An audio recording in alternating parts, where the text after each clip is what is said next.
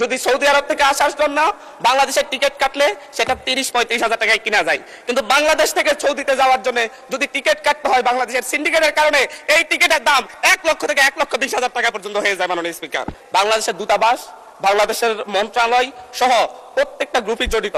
নামে বেনামে recruiting agency খুলে প্রশাসনের নাকের ডগায় তারা মানুষকে নিঃস্ব করে দিচ্ছে বিদেশে নেওয়ার নাম করে। পল্টন, মতিঝিল কিংবা প্রক্রিয়াপুলে দাঁড়ালেই দেখি প্রত্যেকটা বিল্ডিং এ মনে হয় 3-4টা করে রিক্রুটিং এজেন্সি। শ্রমিকদেরকে নিয়ে তারা জায়গা জমি বিক্রি করে বিদেশে যায়, তাদেরকে সেখানে নিঃস্ব অবস্থায় রাস্তায় ফেলে দেওয়া হয়। ব্যাপারে আনুষ্ঠানিকভাবে কোনো দুঃখ প্রকাশের বিবৃতি পর্যন্ত আমাদের চোখে পড়েনি। মাননীয় স্পিকার, ভারত যেখানে 70% দক্ষ জনশক্তি রপ্তানি করে, যেখানে পাকিস্তান 50% দক্ষ জনশক্তি রপ্তানি করে, যেখানে শ্রীলঙ্কা 60% দক্ষ জনশক্তি রপ্তানি করে, বাংলাদেশ সেই ক্ষেত্রে 20% দক্ষ জনশক্তি রপ্তানি করে।